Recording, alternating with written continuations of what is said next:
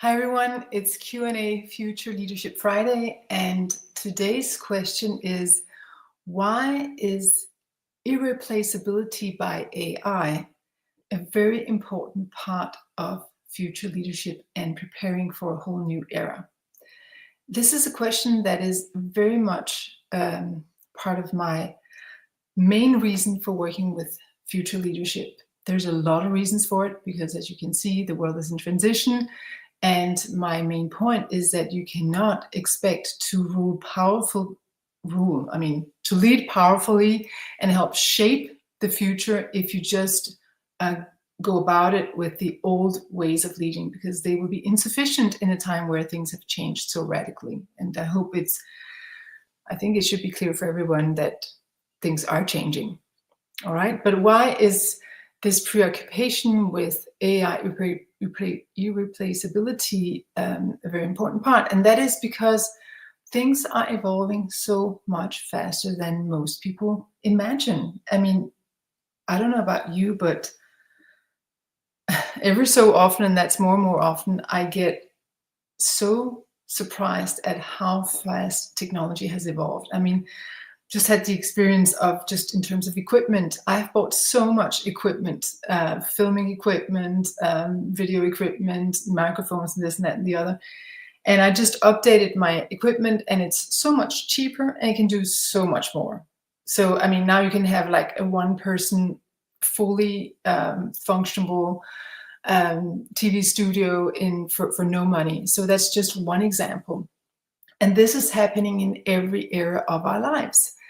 So just this morning, I saw two things that just confirmed this preoccupation with AI irreplaceability. So first thing was that I saw a clip from Davos where the CEO of BlackRock, which is one of the biggest, if not the biggest investor on the planet, is speaking to Elon Musk, who you all know who is. And Elon Musk they're talking about the future of humans. And Elon Musk is saying, well, everything will be roboticized in the not so far future. So actually, there is no need for humans. You might want to take care of your children yourself or walk your dog. I mean, if you're so fancy, but there's not really a need for it because robots can do everything. So let that sink in.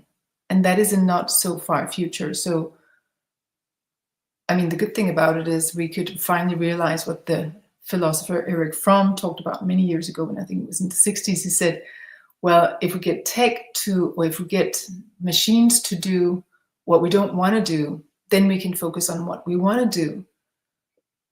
But the best thing you can say about a human is that it's creative, that it's creating something, and it's creating something that is actually purposeful and makes a difference. And if we don't do that, the human is sort of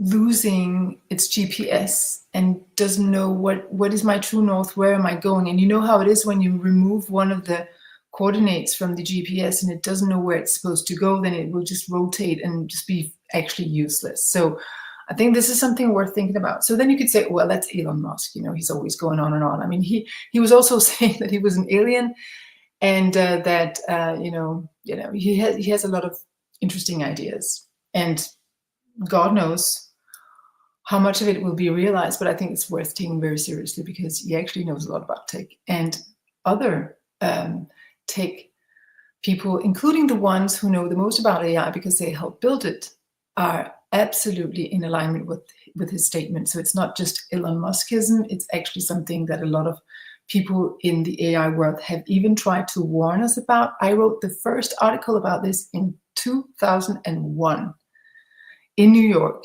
As a US correspondent for Scandinavian media, I wrote a long article for Danish Samvirke because I had read a 20-page article in Wired magazine about which was written by Bill Joy from Sun Microsystems, who retired from his work because he did not want to participate in building what he considered would be a monster that would take away a lot of jobs and that would actually be uncontrollable.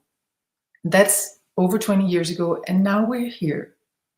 So But that's just one aspect. Then you can say I work with a lot of with leaders. So leaders, founders, investors, change makers, everybody who has sort of leader DNA in their blood and want to, help build or help shape or have influence or have impact.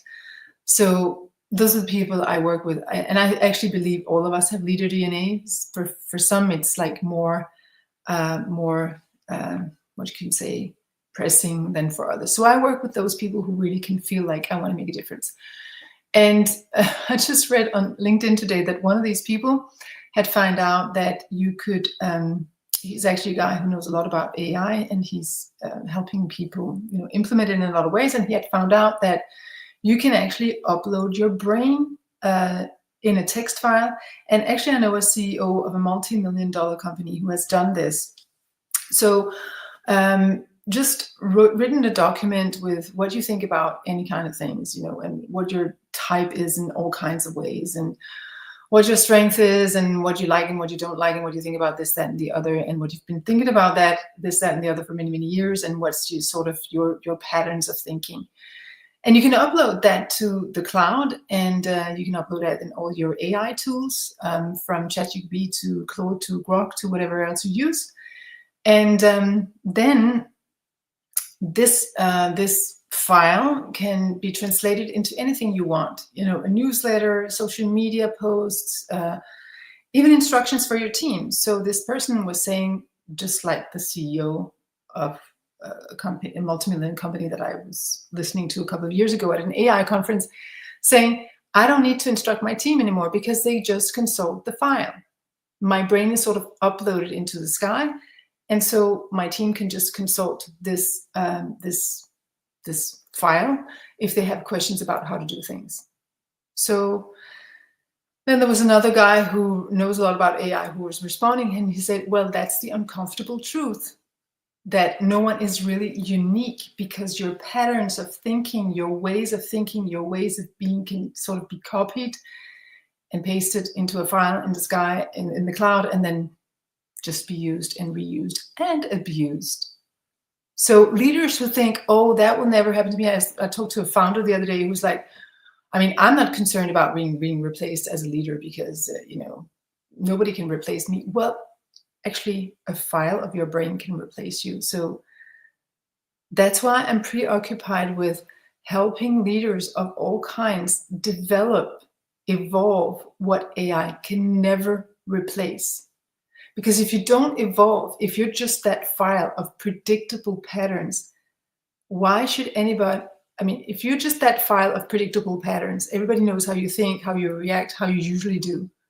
If you're just that, then why should someone pay you, let's say, $20,000 a month or even $10,000 or something like that, when that can be replicated for $20 a month? That wouldn't make any sense. So you have to offer something different. You have to offer something that's alive and real and can only be downloaded by a human. You have to be able to offer inspiration.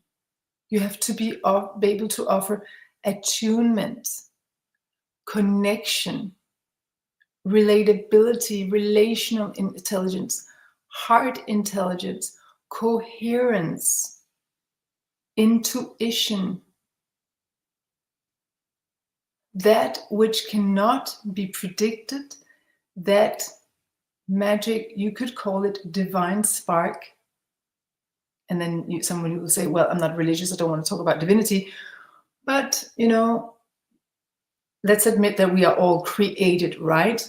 You did not create yourself. So we are created from something. So connection to that something that created us is no longer a matter of faith or religion. It's a matter of being connected to that which is alive and constantly active, and because otherwise you wouldn't breathe. So connection to that element is what makes you relevant as a human. So we better start flexing those muscles, because tech is flexing the other muscles, the repeatability, the pattern recognition, the analytics, everything else. So I don't understand why this is not a bigger theme in leadership development classes, in schools, in universities. It should be like our primary focus for the next couple of years, because tech is evolving at the speed of tech, which is exponential, and we're not on the vertical part of the curve. So it's going very, very fast. So if humans don't evolve at the speed of technology, where are we going to be in 2, 5, 10 years? So my invitation to you is get interested in this. And there's a lot of ways that you can work with this. I offer one method that has been refined over my last 20 years, because that's what I've been interested in for the past. I mean, I wrote that article in 2001. So I have been practicing this muscle for a long time. And I have also seen that the file that can be uploaded into the sky is the file that is from this level of thinking. If you elevate, if you upgrade to a new level of thinking, to higher intelligence, to higher consciousness, that's where you will have a chance. And there's a method for doing that. This is the method I offer. If you want to look and find something else, I mean, hallelujah, there's a plenty of offers. The thing about it is, go do something. Because with your regular mindset, you're just a text file in the iCloud, and you can be copied, and you're predictable, and what's going to happen with your beautiful future. So this is a Q&A, Future Leadership Friday. And if you have any questions or anything you want to discuss, I would welcome a discussion under this this broadcast, because I really believe that one of the things that humans can offer that is not that cannot be offered in the same way by tech is collective intelligence. So I am really urging you to connect and to discuss, and that's how we all evolve together. So I welcome that, and I thank you so much for your attention and wish you a beautiful weekend.